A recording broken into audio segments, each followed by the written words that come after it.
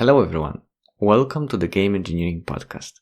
Today I am joined by Kostas Zarifis, Creative Director for Tin Hearts. Tin Hearts is a Lemmings-inspired game. In each level, you direct your toy soldiers to the destination, but you don't control them. You need to manipulate the environment around them so that they can find a path on their own. And Kostas, on top of the creative director role, so the role which takes responsibility for all the features that go into the game and pretty much the vision and the game as a creative project, he also is a managing director for Rogue Sun, so the studio that made Tin Hearts. So he needed to balance both of these roles, and it's not an easy feat.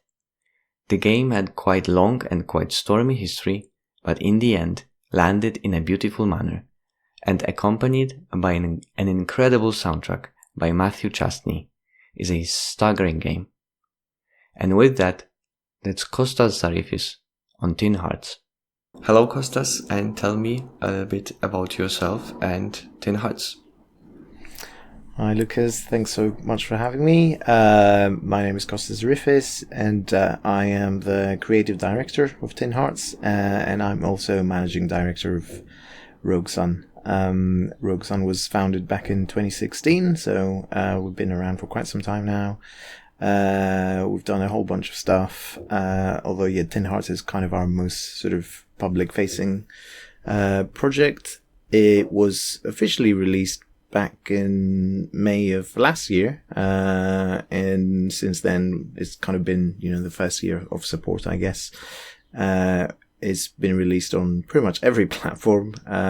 Most recently it was released on Game Pass, which was very cool. It was kind of a Christmas launch, and we had a fun Christmas kind of DLC, sort of Die Hard themed DLC, and hopefully in the next few days we'll also be releasing the VR version of the game. So it's been kind of a long release window given all the platforms we had to support.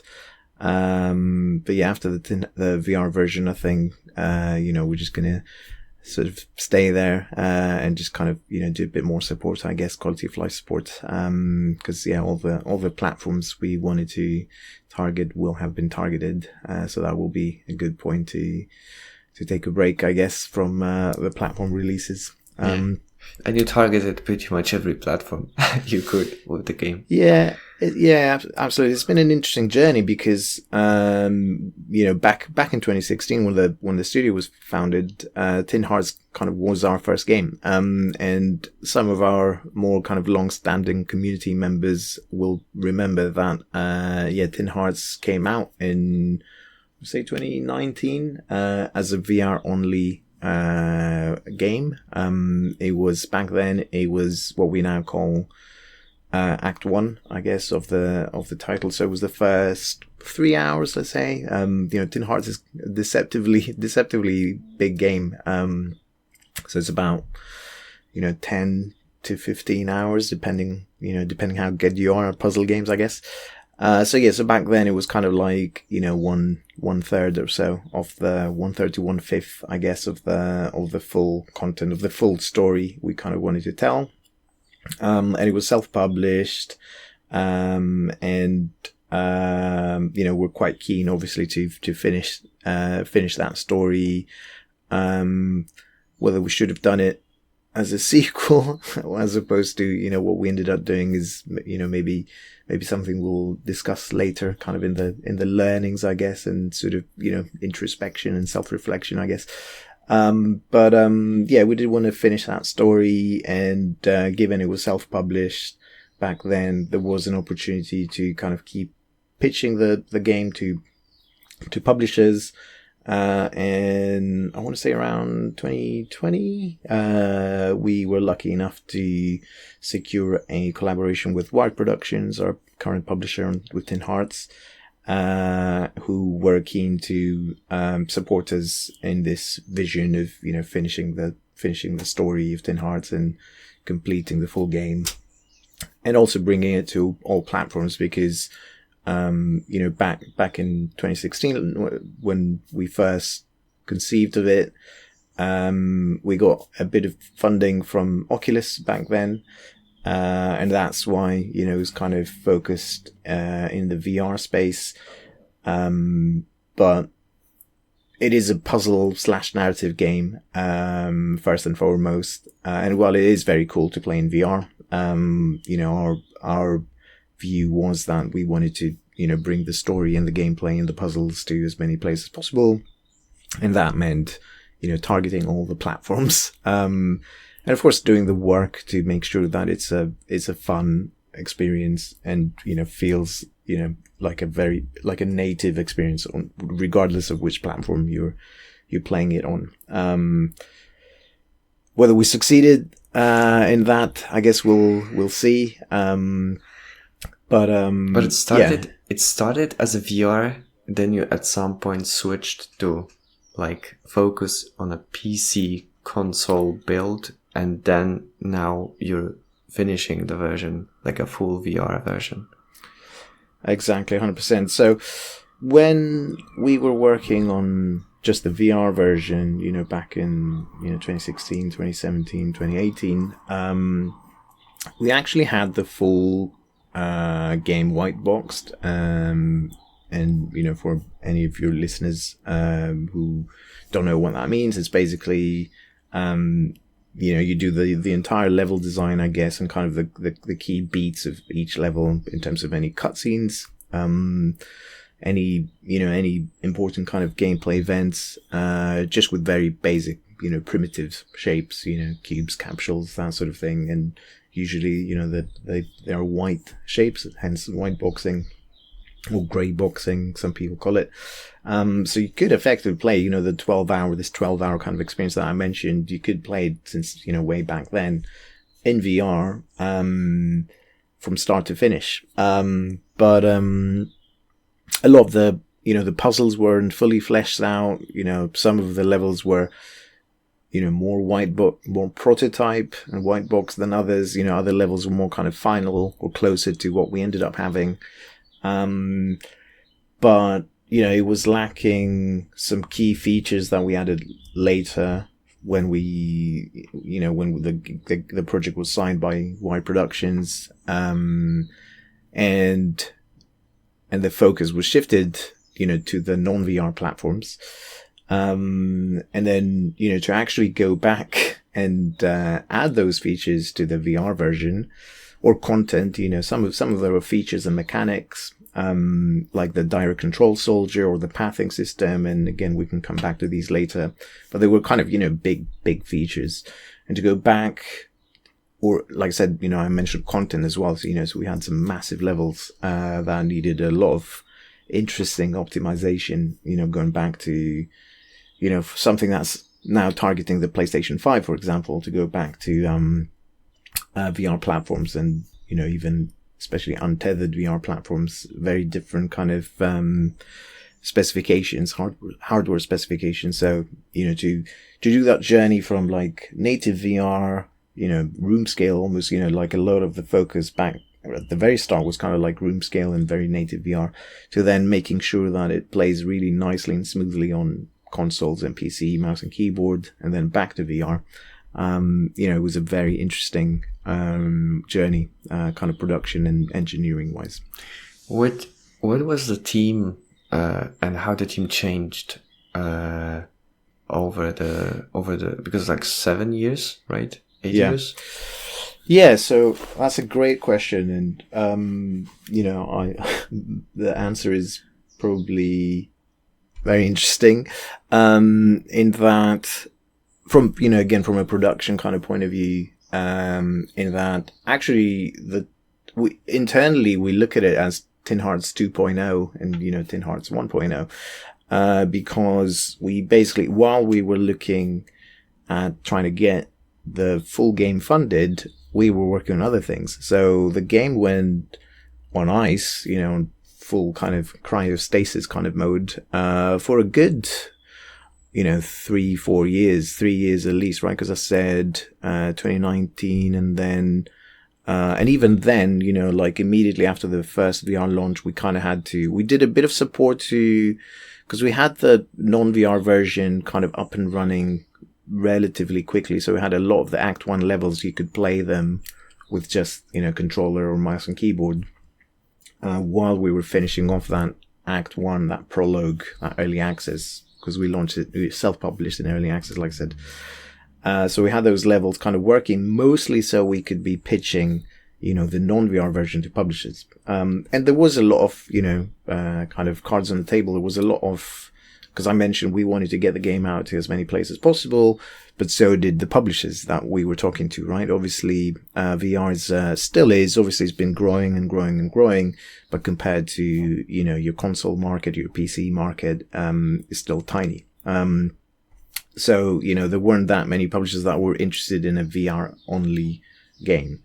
So we wanted to make sure that we had that pitch, demo there where, people could sit down and play it, with mouse and keyboard, put on the VR headset if they wanted to, and kind of sample it in both ways. And it was quite unique as well in that, you could sample it in whichever way you kind of wanted. And it's been nice to see this in our community as well, where we have players who finished it, on their, with mouse and keyboard on their PC, and now or their PlayStation 5, and now they're eagerly, wanting to have another go in VR. So, that was kind of our USP, I guess, pitching publishers. But then it went on ice, and obviously the studio had to keep going. So we were working on other projects, none of which I can really go into too much detail about, because they're all kind of under NDA, especially. So we did, I guess a bunch of work for hire, work with other studios supporting their projects, and some internal stuff as well, which is kind of still hush hush. So, and then obviously the studio, the team, kind of the composition of the team kind of was changing, because we're talking, like I say, we're talking about a period of like a couple of years, 2-3 years between Tin Hearts 1.0 and Tin Hearts and the beginning of Tin Hearts 2.0. And what that meant as well was, luckily, restarting the project, we did have some of the key, kind of members of the original team were still there. I would say most of the key team members were still there, but we kind of had to pass that torch, as the new team was forming from, members of the other teams that I mentioned, the work for hire teams, the other internal projects that we were doing. We started the Tin Hearts 2.0 team, started absorbing those members, but there was a period of like, passing that torch on, to kind of the new team. Toby, for example, who I know you've spoken to recently, a member of the Tin Hearts 2.0 team, and he's done an absolutely amazing job of owning that responsibility. But it was kind of an interesting thing for me, kind of being, in the end, over the years, I think I am now the only member from Tin Hearts 1.0, because as you said, it's a 7-year project. If you look at it from start to finish, I think it's more like a 3 to 4 year project when you look at the actual time spent kind of developing it. But, it's a long time and people move around. But it was kind of, especially at the start for me, kind of being the keeper of all of that knowledge, and having the members of the kind of Tin Hearts 2.0 team come to me going, how does this work again? What is this? What is this meant to do? Where is this meant to be? And, it was a lot of pressure and kind of making sure, that original vision, which hasn't really changed, when it comes to the story for sure. I mean, outside of the story, we did add a lot of stuff. But it was a lot of pressure, and it was also for me very interesting to see how my role gradually, kind of, the keeper of the, Moses coming down from the mountain. It was kind of like that started being it started kind of evaporating as people started absorbing a lot of that. And it was, for me, it was very nice to see, at one point I was having to kind of feed into all the conversations and kind of go, no, that's not quite right. This is how that's meant to work. Where, I'd start typing something in, on our teams, and then I'd see someone else going, no, that's how this works. And I'd be like, oh, cool. Yeah, that's exactly. I don't have to do this anymore. Yes. You know, I'm not. Yeah. So it's been a very interesting kind of journey, for, as you said, like how the team transitioned and how the composition kind of changed over all these years. So Tin Hearts 2.0, how did the team look like then for the 2.0 part? Like how many artists, designers, programmers were working? Yeah. So it started, 2.0 kind of started, and again, I said I can't really talk too much about some of the other projects that we're doing in the meantime, but I guess what I can say is, it was an interesting time for the studio because we were working on a big project, that got canned by that publisher, as it often happens in the games industry. And my role had kind of transitioned in that project. I was kind of transitioning away from that project internally, kind of looking at other work for hire stuff. And, but I could sort of see that project wasn't headed towards a good place. And at that point, because that other project was so big and it was providing a lot of stability for the studio, because as a startup, as a young, small studio, traditionally we've only ever been, 10, so there's 15 of us right now, and we've only ever been kind of, in that sort of zone of 10, 15, but when we're working on that project, we were 20, 25 or so. I think that was kind of our peak. But I could see that the project was heading for cancellation. It was just kind of not heading there. And I kind of started, that was around the time when I was kind of like, okay, we need something else to be able to make sure that, to ensure our kind of stability. And that was kind of when we really doubled down on the pitching of Tin Hearts. I think actually Wired had already reached out to us, because the way that pitch happened was we pitched them, and at the time they said, we love this, but we can't take it on right now. But then they came back 6 months, 9 months later, going, we'd love to do it, actually, which, doesn't happen often, but I guess it happens sometimes. But because we're working on this other project, I said, well, we can do it now. I don't think we have capacity. But then because of the direction of this other project, I went back to them and I said, okay, we might be able to do it. Let's talk about it. Yeah. But because I wasn't entirely sure how things were going to play out with the other project, we started kind of seeding the team. I told them we will resume production on this project, because like I told you earlier, it was completely on ice, right? We had to pull the code again and update the version of Unity, which was ancient, start doing all of that work. So at that point, it was effectively myself, Toby, and another artist. So 3 people basically just kind of, trying to revive it, giving it CPR, and updating, versions of Unity, figuring out that all kinds of things are not working anymore, but, because it's ancient, SDKs have changed, and all kinds of things. And then also kind of trying to, I guess, set up the production roadmap, knowing that, okay, this time we're doing the full thing, right? We're not doing just Act 1, but we're doing white boxing. We're doing Act 2, Act 3, Act 4. And, it's going to need to have the full content, all the levels, all the cutscenes, everything.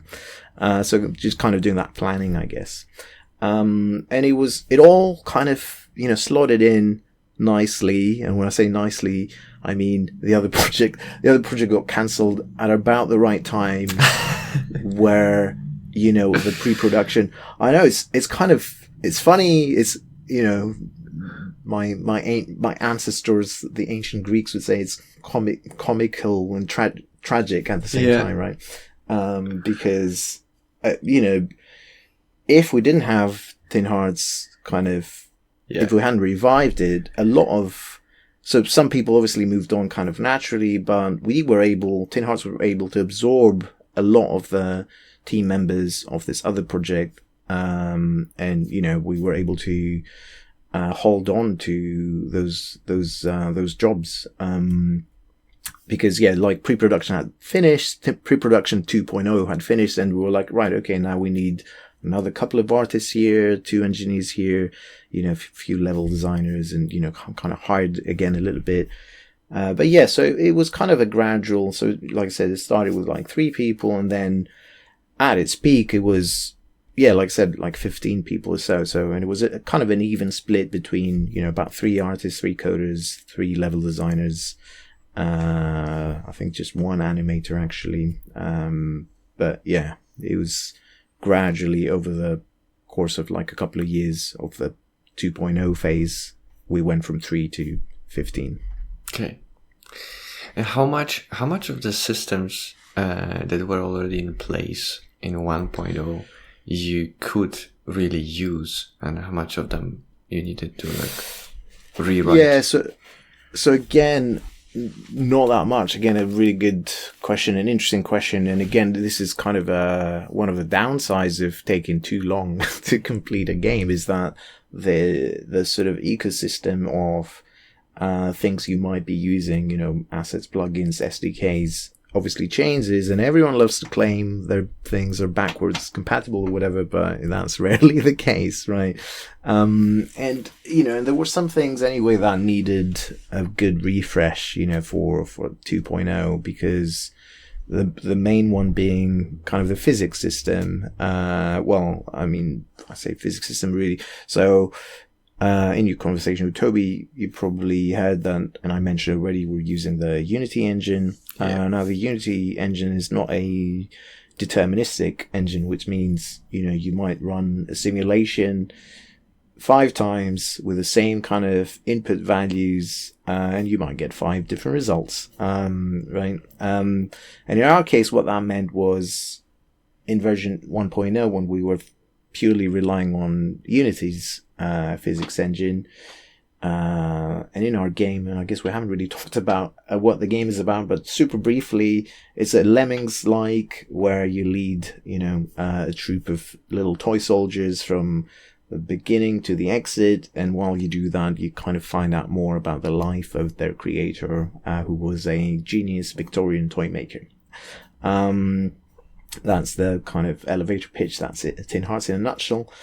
In any Lemmings-like game, obviously, you want your 10 lemmings, your 10 toy soldiers to follow the same path, right? If given no changes in, their environment, you'd expect them to, go up the book and then jump down the drum, which in our game, drums are trampolines, and then grab a balloon to float over there.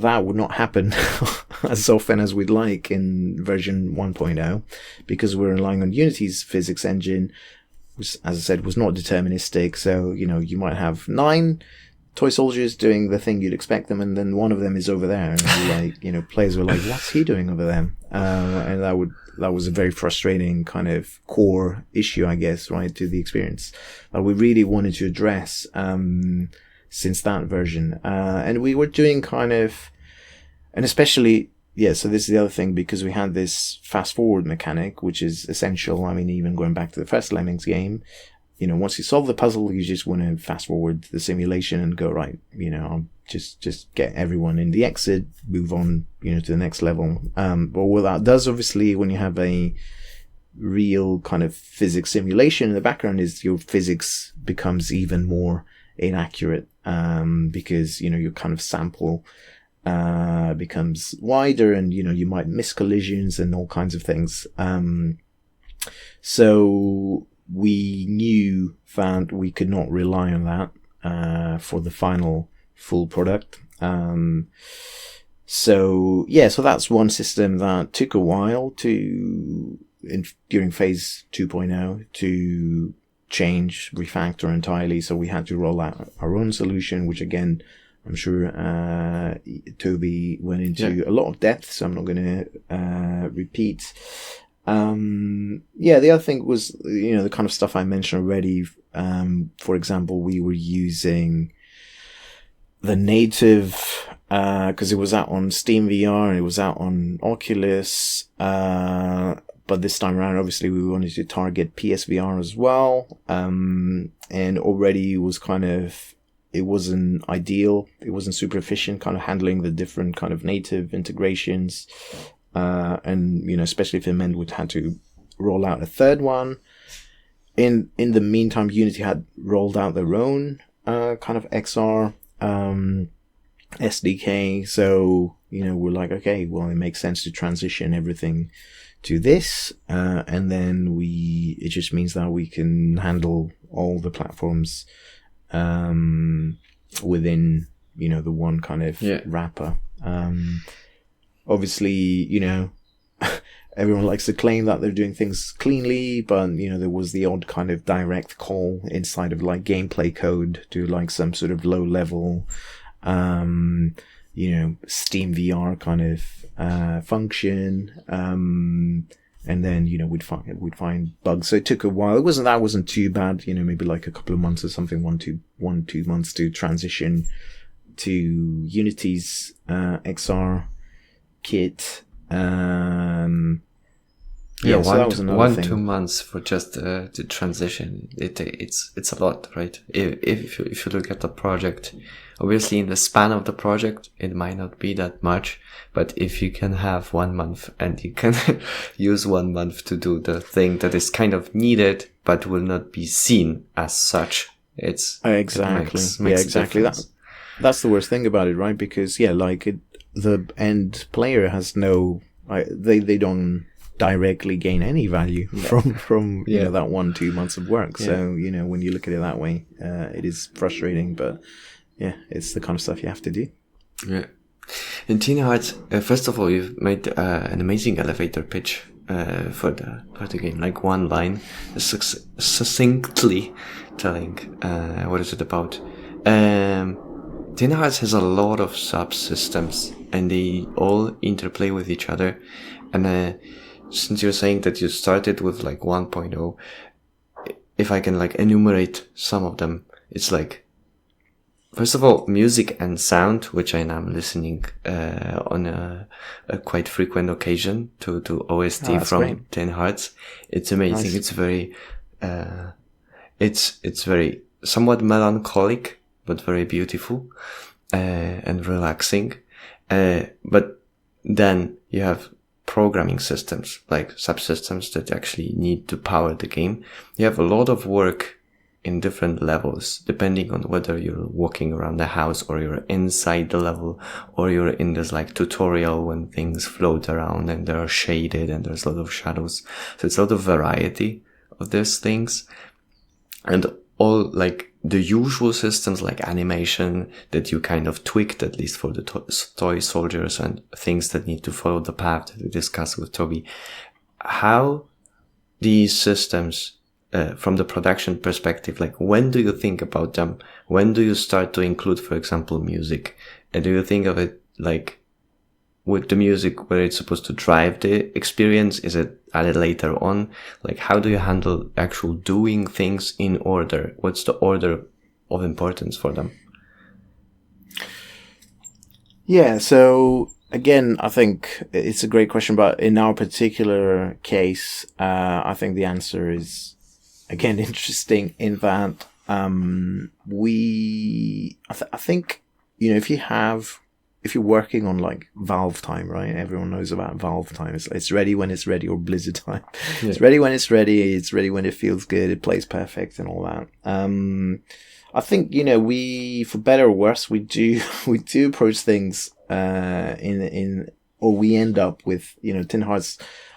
As a creative director, I think I'm super spoiled because, where we ended up with the end game, it's a pretty uncompromising, sort of, end product. We really managed to deliver, a very ambitious, against a very ambitious vision, which you just described there. And a big part of that ambition was exactly the thing you said around like the different subsystems. Lots of different, there's basically like tons of different games really, in this one experience. Yeah, I mean, it's a Lemmings-like, you guide the soldiers from point A to point B, but the way that evolves over the course of those 10, 12 hours is always fresh, always interesting, and that was kind of a big part of the vision from kind of day one. And I think for me personally, the games I tend to enjoy are the games that kind of keep me on my toes in terms of, just when I feel like I figured it out, I'm like, oh yeah, okay, I get it. Yeah, I see what they're trying to do here. It's like, have another thing. And it's like, oh, hang on. Oh, I did not expect this. Like, this changes things. And especially the way it interplays with other things already. So that was kind of something that we wanted to have. Like, we were telling ourselves, like, the player needs to be surprised and kind of delighted and challenged, all the way up to like the final hour of the game, right? We don't want them to feel like, obviously they're using tools, right? We're giving them tools constantly, and they're using those tools, but the arsenal of tools needs to be like enriched, all the way up to the final level. There's a new thing that we introduce. That sounds great, in terms of like a product that we're putting together for an end consumer. It's a lot of work for the team making that product. Now, the way to actually answer your question, the way we tried to optimize around that was going back to what we're saying about the physics engine and the pathing system and the locomotion of the soldiers. We were trying to parallelize the work as much as possible. And I guess to a degree, cross our fingers that things would slot in at the right time. And, almost have like teams kind of working independently. So you had like the level design team or the puzzle design team kind of working independently to the engineering team. Obviously they're coordinating in terms of like what we want to have. But, a lot of the puzzles, a lot of the mechanics were prototyped by, the level design team, before we had the proper real systems, in place to facilitate that experience. So we were just kind of mocking up the gameplay in very kind of hacky ways, and kind of, praying that, the real systems would slot in at the right times during our milestone plan, our roadmap, such that, the experience would be cohesive and robust and, bug free. This was kind of the production approach. It was a lot of pressure on the team. I'll put my hand up, because, people would, on occasion raise concerns about is this going to work? Like, what if it doesn't work? And we're like, okay, we're going to throw this out. We're going to, cross that bridge when we get to it, right? There weren't often, great contingencies, I guess. It did work, right? But, I'm not trying to claim that. A lot of that was luck, I think. A lot of that was luck. And we did delay. I think, that May launch was a good 6 months later than what we were hoping, because so I mentioned, May 2023. Originally, we were hoping to be out for Christmas 2022. So, we did delay. So, if any contingencies were there, they were only there in the form of, absorbing the cost in, pushing our kind of roadmap, stretching our roadmap.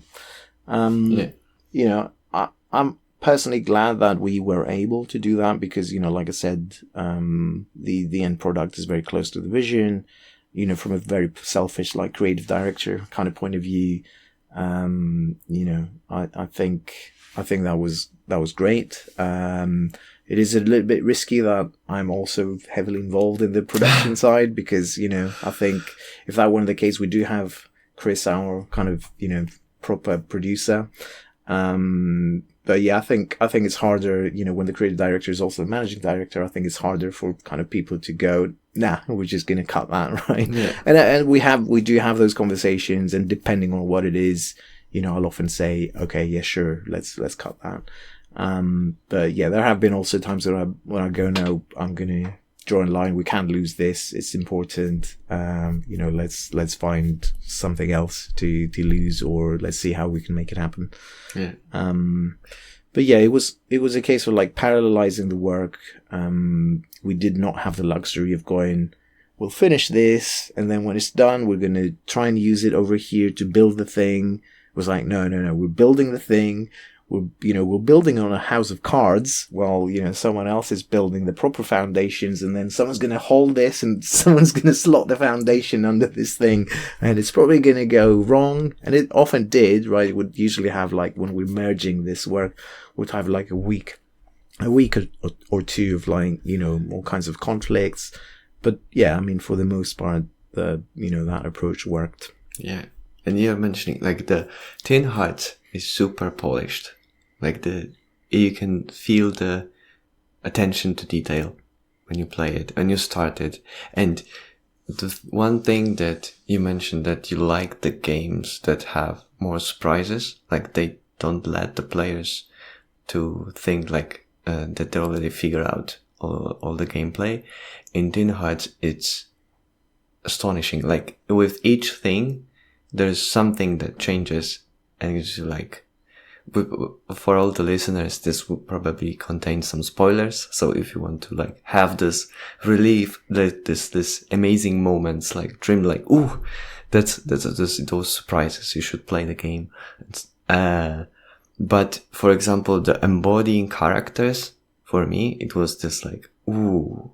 Now, since I know a little bit about game making, I know how much work would that be to have games that levels with that they are playable from this, like, top-down perspective where you look from afar, and then you need to embody the soldier and walk around in this different scale, and everything needs to work out. It's a lot of work. So this is really unexpected. The more unexpected it is, because I know how hard would it be for the making part. So these you manage to pull off really nicely. I think those surprises moments. Yeah, I think that the embodying thing, yeah, is I guess a bit of a spoiler, but I mean, yeah, there's many surprises in the game, so I think we can afford spoiling a few in this conversation. But yeah, that was definitely something that I was really, going back to what we were saying about, where do we compromise, and where do we kind of draw a line and go, no, we need to make this happen. That was one of the things where I felt I was quite adamant that we need to have this mechanic, because, with the length of the experience, with the length of the story that we're trying to tell, I felt, because you might have seen it kind of comes in sort of around the, halfway point, just before the halfway point, I think, of the experiences when we drop this, and it does add, as you said, an entire new dimension to the gameplay. Because, the pure kind of Lemmings, experience, I think, I'm not sure it could have, carried, the length of the game we wanted to have. But we always envisioned that as a, it's not meant to be like a full-on third-person, like, action platformer, right? It was kind of meant to be almost like another mechanic, another tool in your arsenal. Like, we give you the blocks, and we give you the pinwheels, and we give you, in Act 3, like, the mechanical devices and things. So it was meant to be one more such thing. Obviously, as you said, it has more significance than that, because, yes, now you're down on the worktops and the shelves, and the kind of level design needs to account for that. But yeah, it was kind of like, it's not meant to be like an exploration game. It was kind of like, the player will need to figure out the specific kind of platforming path they need to take as part of the overall puzzle, and then really we just kind of flesh out that sort of area in terms of the kind of level design. So, again, it was kind of done, I think, as efficiently as possible. Because again, we don't really have the means. I mean, thank you for the comment on polish. I think, if my team can speak freely, I think I've banged the polish drum, more than people would have, appreciated. Because again, we don't really have the capacity to do kind of AAA levels of polish. But I think, for our means, we've definitely done a great job. And I think, it's an old school game in many ways. And I think, the kind of the polish aspect as well, maybe, because I'm ex-Lionhead, I've worked on the Fable games, Fable 2, Fable 3, and, those were uncompromising kind of experiences as well in terms of the experience they were trying to deliver. And I think, some of that legacy, sort of, permeates and it's interesting because, I don't think necessarily that's appreciated as much, with today's kind of gaming audiences. And that's not necessarily a bad thing, because, we talk about crunch in the industry and, it's better these days, but, it still is a problem. And, I think, in the AAA space as well, when you have games where you go into some house and some NPC's house and you open a drawer and then there's this amazing ring in there that's got like 1 million polys, and it's like, wow, no one would have seen this, right, if I hadn't opened this particular drawer or whatever. But some artists probably worked a week on this one ring, and it's kind of like, well, that's great if it really adds to the fun of the experience, but if it doesn't, then, was it worth the effort kind of thing, right? I think for us, we look at it, and I was thinking about this today, actually, randomly. I went for a walk with my youngest, and we walked past this house, and my boy went, "Oh, look at that door. Doesn't it look like the door from Act 3, the basement?" I was like, yeah, I guess it does. So for us, it's kind of we definitely wanted to capture that atmosphere of the place. And I think, the individual, that ring that I mentioned, the individual, little details, you might not appreciate them individually, but I do think, they added this cohesive kind of package. So, there was certainly a lot of that, trying to make sure that the Butterworth's house was a memorable kind of place where you almost feel like you visited it in real life, right? Which again is something that I personally appreciate in games that I've played and have stayed with me. It's the place, the feeling of place is so strong where you feel like I've actually been there, right?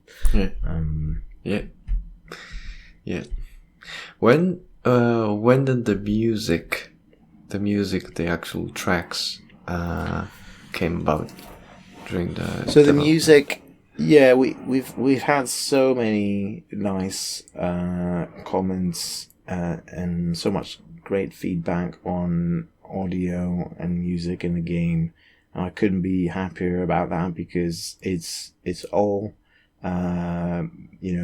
to Matthew Chastney, our amazing sound designer and composer. It's all to his credit. He's a special guy, an amazing artist and musician. And I've worked with him for well over a decade now. I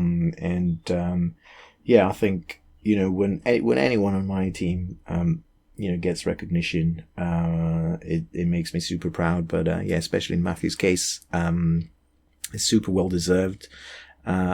Also, especially because, he's completely sort of, self-driven and kind of independent. A lot of his work is completely, a lot of the kind of stuff we do internally on the project as a studio, is very collaborative, very iterative, brainstormy. We'll look at we'll come up with concepts, for, let's say, puzzle design, we'll come up with concepts, then we'll play test, we'll implement a level, then we'll play test it, iterate, and so on and so forth. With Matthew stuff, a lot of it is just Matthew. He famously would say, we'll do a bunch of work and it's all silent, and there's no audio pass, and then it's like, and he'll take it and he'll do the Matthew pass, and then you'll play the exact same 2, 3, 4 levels, and it's like 400% better just because it's had the Matthew pass.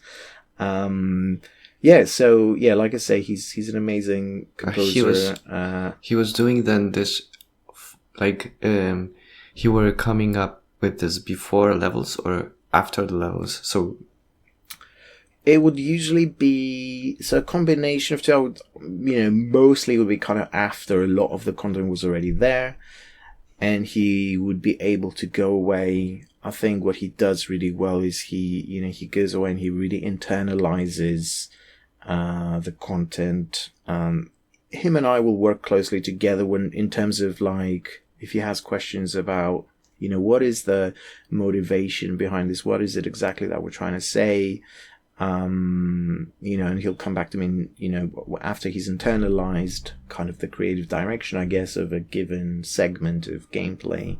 He'll come back maybe with some ideas. Even it might just be like a paragraph of text, maybe with references and stuff like that. I'm a musician as well, hobbyist musician. So I've actually the end credit song in Tin Hearts, that was a thing I composed and wrote the music and lyrics for.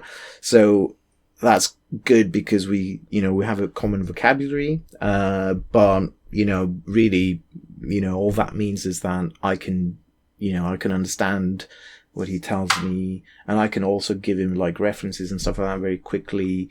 And he's one of the people in the team where, to be honest, our team gels really well together. But in the case of Matthew, it's almost like some silent, communication where most of the time the first iteration will be perfect. And if there's something that, I'd like to see slightly changed, I'll say, yeah, that's perfect. And over here, what about a bit like this and a bit like that? And then the next draft that comes back is perfect, immediately. And, we very rarely, if ever, have had to go on anything, not just this project, on a third draft. Usually, he'll send me back the first draft. I'll be blown away, or if there's a slight change that's needed, I'll give him the feedback, and then, that next draft, blown away and be like, yes, that's it. Or that's exactly what I was saying, he's like I say, he's very super talented. And the great thing is that he's an amazing musician, but he's very technically, astute as well, because a lot of the stuff in Tin Hearts and other projects that we worked on, I don't think it's super obvious. So we use a middleware called WIs. It's pretty popular, I guess. Next to Fmod is maybe the next kind of most popular kind of middleware for audio in games. And he's an absolute magician with that. Not so much in Tin Hearts, but another project, we were doing some really crazy stuff with adaptive soundtracks and dynamic kind of music and stuff like that. Tin Hearts has a bit of that as well, but yeah, he will go, not only does, because in bigger projects you'd have multiple people, right, doing the composition. He does all the outreach to the musicians, because he likes to work with physical musicians, which again, kind of pretty old school in this day and age, but we like what we like, I guess. So he will do all the outreach to the musicians. He will organize them, the orchestra stuff, everything. But then he also goes into the middleware, which is a pretty, me as an engineer, ex-engineer, I guess, still do a bit of code. When I look at WIs, I'm like, whoa, Visual Studio looks simple compared to. Yeah. So, he will go in there and he will set everything up. And even implementation in Engine, in Unity, right, he can do a bit of like simple scripting or visual scripting to set stuff up. So, he's extremely autonomous and, self-driven and independent. So all the praise that the audio in the game and the music has received directly goes to him. It's amazing. It's amazing to have also somebody like a colleague to work with that has this strong sense of independence and knows, like, doesn't require to like a lot of back and forth and discussion, and tries to understand what you mean and then provide you with the full result, like from end to end working. Oh, you wouldn't believe how amazing that is. As a manager on projects, it's invaluable. But yeah, that is true for pretty much everyone on our team as well. When we hire, we make it very clear that, we like kind of being small and knowing everyone, and kind of, most days you'll talk to pretty much everyone on the team as part of the daily collaboration. And, I personally, having worked at teams with, 100, 200 people, which I also enjoyed, at the start of my career. But I definitely prefer, this kind of way of working where you stick your fingers in many pies. But we make it clear to, when we hire that, you're going to need to work like that. And sometimes you'll feel like you don't have enough support, and, but of course, make that known and we will support you. But, the people who really thrive in our studio and our culture are the people who embrace that, and, they go, oh, okay, I see this needs doing. I've not really done something like that before, but I have an idea for how we might do it, and be like, yeah, go on, have a go, So yeah, that's definitely the kind of individual that we like to employ, and it works well, I think, for everyone. I have one question that is more related to design of Tin Hearts. So Tin Hearts is a funny game in this regard that usually the games select whether narrative or the mechanics are the focus and have the emphasis. And I feel in Tin Hearts it's quite balanced. It's obviously a puzzle game, so you have levels and you need to like get through the levels to advance. But on the other hand, the narrative aspects and the story it's not like, it's very important. And the things that you do within the levels, they are really connected to the story, and they have it. You can't really like rip the story apart. Like if you're not interested in the story, probably you will not be also finishing the game, I would say, right? So how does it look like from the design perspective? Well, first of all, do you think there is an emphasis on one or either of these? And like, do you think it's make the Tin Hearts easier to advertise, for example, or on the contrary? Like, how do you view this? Yeah, so there wasn't there wasn't any commercial angle to that decision. Again, I think it was kind of a very personal decision in that. So we did start out to make a puzzle game, right? Let's start there. As in like an arcade, like almost a completely kind of Lemmings puzzle game. In fact, I think I can be very honest about this. When back when it was a VR only game, we were looking at the VR landscape, and we wanted to do something kind of quick and simple, actually, which is very ironic given where we ended up with the project. But so then we thought, let's base it, if it's going to be quick and simple, and it's going to be us, because at the time, 2016, going back all the way back then, it was pretty much actually after Line had shut down. So I was actually already doing kind of indie game stuff, and then I had some friends from Lionhead join me, and the idea was we were going to do something, and I was already kind of, I had my ear to the ground when it comes to the VR stuff, and I knew that there was kind of VR, there was some investment appetite, which again, like I said, ended up being the case. Not while I had like some amazing strategic kind of insight there. There was a lot of that was luck. But the angle, from a business development point of view, the angle was we're going to try and so basically we were pretty cynical about at the time about making a Lemmings clone in VR, because we noticed that it was, when we were prototyping ideas in VR, we noticed that there was something very magical and interesting about interacting with small things. There were many games kind of back then sort of doing, gameplay in sort of normal human kind of scale, but not that many games kind of doing interactions with like small things in this sort of tight space kind of in front of you. And that was kind of, we're like, okay, this is really cool. In fact, there was a demo in Valve's Aperture Labs suite of like demos that they put out back then, which was like a little Portal themed thing. It's like a little pocket universe of like those little Portal stickmen from like their funny kind of infographics. And that was amazing and hilarious, but also it was like really magical how you could feel, the sense you got from like looking down on these things. And we're like, that's it. This is it. We need to make a game that tackles this somehow. And then we're like, okay, how about Lemmings? We looked around with no other Lemmings games. So that's how it came to be, right? It was going to be kind of a cynical, almost like Lemmings clone. So we're like, okay, let's come up with some puzzles. And that's it. But then I think we love stories, right? We love telling stories. I personally, I'm a big cinema buff. I like books. I like movies. I like, TV.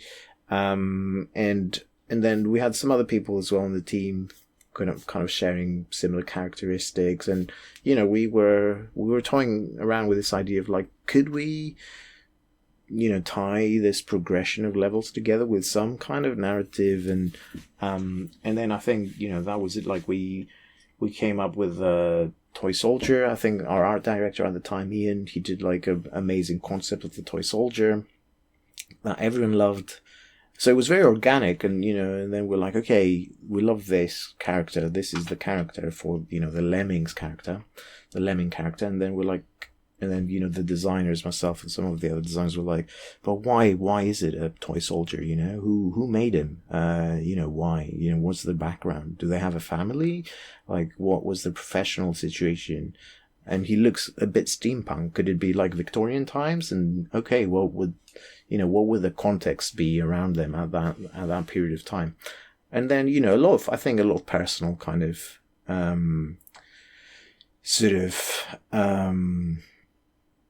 I guess, self kind of questioning and sort of, those kind of inner dialogue that everyone kind of has around, because again, I don't know if you finished the game or, where you are with it, but, I guess, and again, without spoiling too much, I like to say it's a contemporary tale, about kind of the balance between sort of career and professional kind of, aspirations and ambitions, but also kind of how you balance that with life and, the things that life might throw at you and, where you choose to kind of focus. And also, there's this kind of theme of time, right? In the game, you have this mechanic of fast forwarding time and rewinding time and pausing time. And it's like time is like an infinite resource, but it's like, is it really though? Like, is time an infinite resource in real life, or is it actually really finite? And like the decisions you make, and how they affect your relationships, they might be kind of irreversible. So it's kind of like, it tackles, relatively contemporary kind of themes, I think, around, the things I just said, kind of career and family, but in a way that's kind of dressed up as a kind of, almost like pixel-like kind of, aesthetic. So yeah, it started off as a puzzle game, but then I think almost inevitably, given our love for telling stories, memorable, meaningful stories, a lot of those elements kind of started sort of shoehorning themselves into the experience. But we wanted to do it in a way, and it was interesting kind of hearing you talk about, where is the emphasis? We kind of wanted to do it in a way where the player would decide where the emphasis is, right? So, and this is why, apart from, there's maybe like a handful of cutscenes where we grab the camera and kind of do the cutscene ourselves. But most of the cutscenes are kind of like, the Half-Life sort of style of cutscenes where, you're just there, in the environment. And you witness the cutscene yourself. But yeah, for the most part, it's all kind of self-driven. You decide where to put the emphasis as the player, whether it's the puzzles or the story. And we try not to dictate that. It's completely player driven. But yeah, it's been very interesting as well to see how, in the reviews and stuff, some players will say, I love the puzzles, I didn't care too much about the story, and that's fine, and then other players would focus on the story, and, they'd say kind of, I enjoyed the puzzles. Some of them were quite tricky, or I just kept playing to see what happens next kind of thing. So, that's exactly kind of what we wanted. We wanted the players to decide where to focus. So yeah, I think that worked out quite well. Okay. Yeah, I think, the story is definitely a big part of Tin Hearts, I think. And maybe, it might be interesting to see, like, whether the older players were actually more in touch with the story because of the themes that you bring in the story, or maybe younger people were more after puzzles. That would be my guess, but it would be interesting to see like a taxonomy or something. Yeah. Okay. I have also one designy question related to controls in the game, because you know that first of all we have this 3D walking person ghost, so this controls pretty straightforwardly in like every 3D game, right? But then you need to be able to switch to the toy soldier that is also 3D, so it has like a additionally jump. But apart from that, I think the controls are pretty similar. And then you have the control scheme for moving the prisms, and then you have the hands also for controlling and manipulating things. So how did this look like in terms of development? When did you decide, like, when it's time to integrate a new thing for the controlling part? Like, how did you end up with the different controlling schemes? Yeah, so the blocks, which obviously I guess kind of like the core mechanic when it comes to the interaction with the environment and how you set up the paths for the toy soldiers, they were already there in the VR version, and it's quite natural in the VR version where you can just pick something up and place it somewhere else. Obviously, as the levels get bigger, we also have the kind of telekinesis, I guess, mechanic from, that's other VR games have, where, you can remote possess, we call it, an object from a distance, and then you can push and pull it with a stick and rotate it, and, you're almost kind of doing the same sort of natural interactions from a distance. Because of, 6 DOF kind of controllers and, the depth perception in VR, these interactions feel quite natural. I don't think that many players have issues in VR with those interactions. With mouse and keyboard or controller, obviously a bigger challenge. I don't think we've still solved it perfectly, given, we do see on occasion some reviews kind of mentioning controls as a friction point. And the worst thing about that is that, we're completely blind to it ourselves. Like, this is the problem, right? When you're developing a game for so long, everyone on our team is like completely proficient, like, and I've also seen many playtesters, like just kind of, flying blocks about, placing blocks, like jumping to the other thing, moving around, switching to Albert, switching to blocks, switching to cannon, switching to drums, and, just moving things around. So it's like, yeah, okay, I guess it works, right? But then, we'll on occasion see a comment on a forum or a review where it's like, controls, could be better. It's like, but then there's never any detail, like, other than that. It's like, okay, how, it is a side effect of, going back to what we were saying about lots of mechanics and kind of lots of, all the tools that we add to the arsenal, and pretty much every new tool kind of has its own kind of interaction method that needs to feel as intuitive as possible for that particular object, but also needs to feel consistent with what you've already learned, right? So, and sometimes those things might align, other times they might be completely counterproductive, and we have to come up with the way where that's hidden. Like, it feels like they're using the same controls, but actually slightly different, but, to the player, it's super intuitive. And for the most part, I think we've done a really good job of that. It has a ton of controls, when you press pause and it shows you the controller diagram, and it's like, whoa, But the other thing we tried to do with that was, going back to what we were saying about like gradually kind of introducing mechanics, was kind of not throw the player in a level where, all of that is unlocked immediately. We kind of, I like to call it like the Zelda approach, where, there's an obstacle, and, there's no tutorials really. It's like, every time you learn something, it's a puzzle that you have to overcome, and you learn the mechanic and the way you control it by overcoming that obstacle.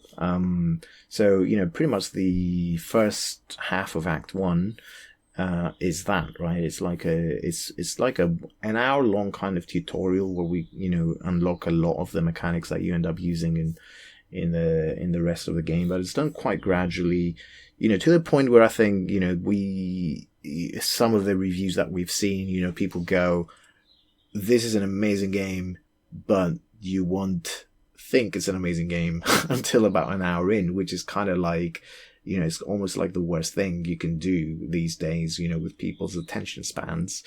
And in fact, we went in and, in a recent patch, and, kind of put a big dialogue option at the start of the game that says, do you want the short tutorial, which is like five minutes or whatever? Or do you want like the original, experience, which is more like 20 minutes of, this kind of mechanic unlocking? For me personally, I really wanted to make sure we don't leave anyone behind. That's how I've been kind of saying it. It's like, don't leave anyone behind in terms of, if you're a more casual player that's not that adept with like, lots of controls and controllers and, mouse and keyboard, and, you don't have necessarily that kind of hand-eye coordination, that dexterity. I wanted to make sure that onboarding is gradual and slow and, at their pace, so that they do get to enjoy like the narrative, right? And that was kind of, a conscious decision, because like in our heads we were saying, a hardcore player, yes, they will whine about the slowness, but they will probably persevere through it, right? It will go, come on, man, this could be faster, but but they still will play through it as much as they complain about it. A less hardcore player, they will give up, right? And that's what we wanted to avoid. They will give up on something that they might end up enjoying.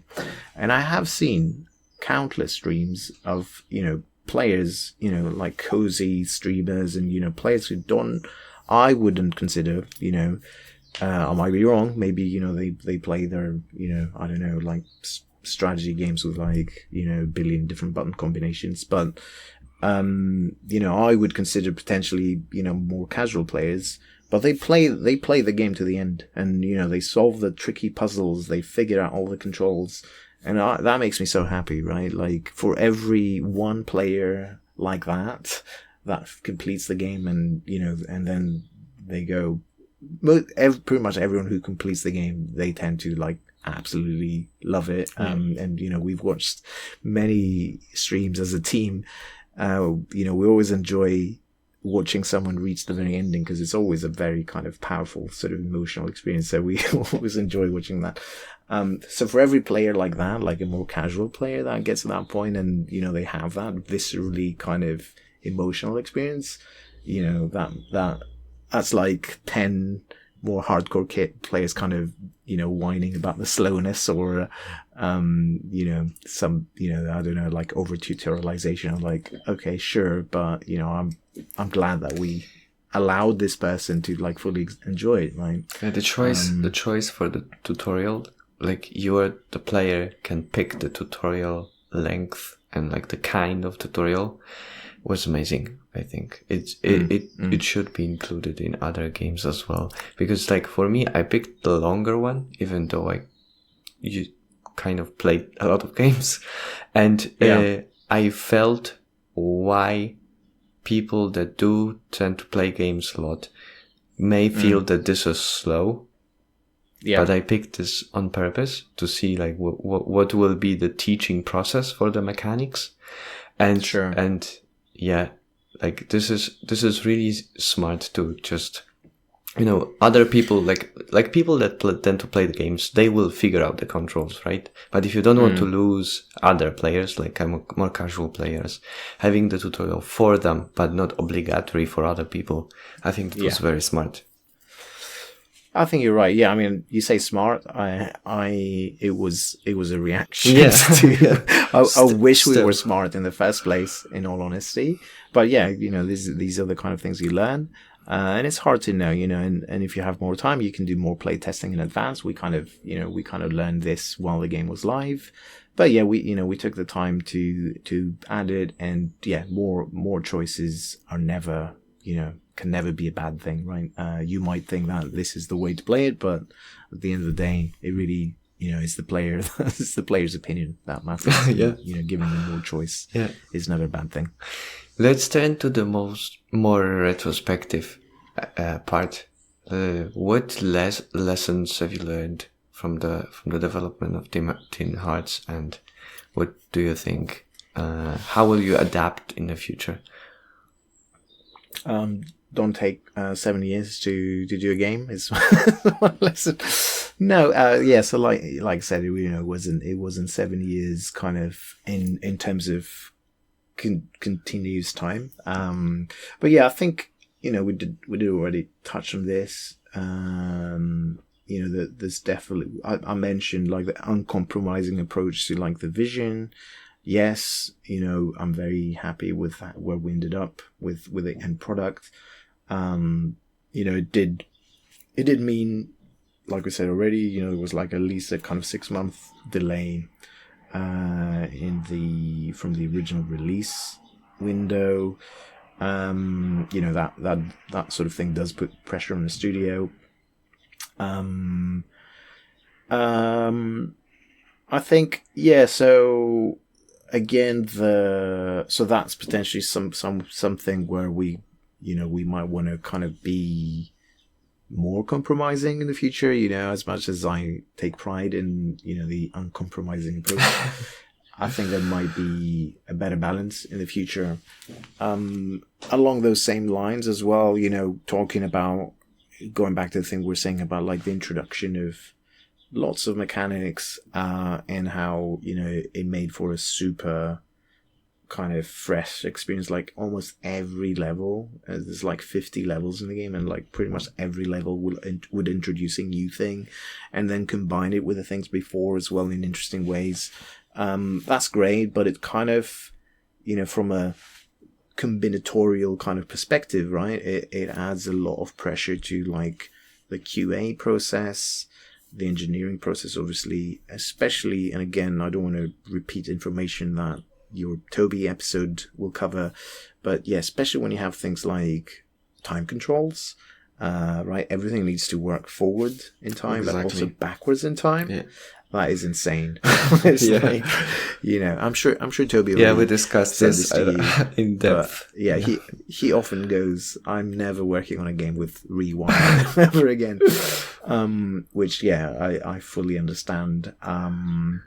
Which again, like, and this is potentially another learning. Like, it's amazing how, with Unity, Unreal now being free, back when I started my career in games, I've got so many abandoned projects because, I'd go like, oh, I've got this game idea. And then I was like, all right, okay, cool, let's start making it. And it's like, okay, I've got a camera system and I've got an input system and I've got a rendering system.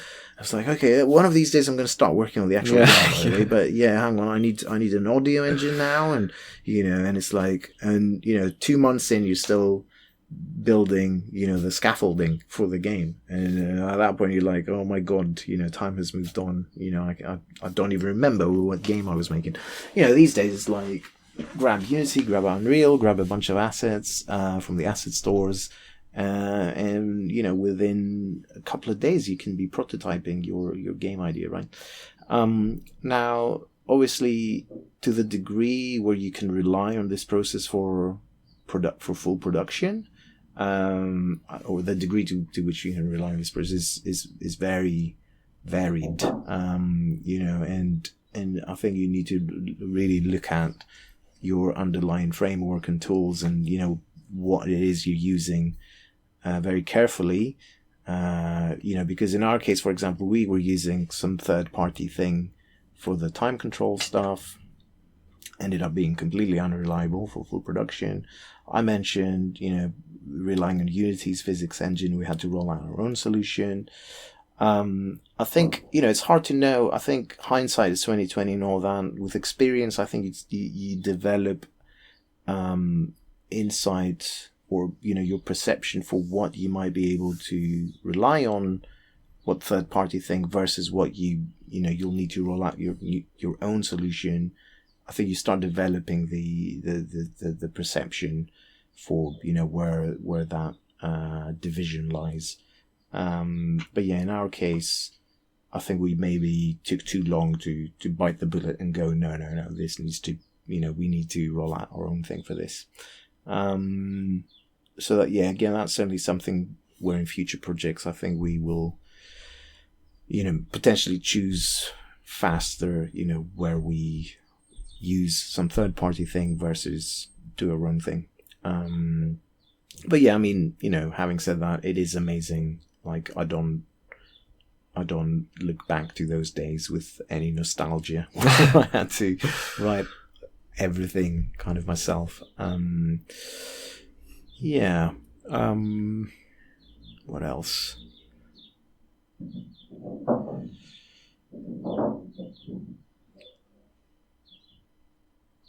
There's probably, loads if I sit here and think about them. But yeah, these are, I guess these are kind of like the top three. Did I mention three? For some reason, I think it was three. But yeah, let's go with three. I can think of. Right Okay.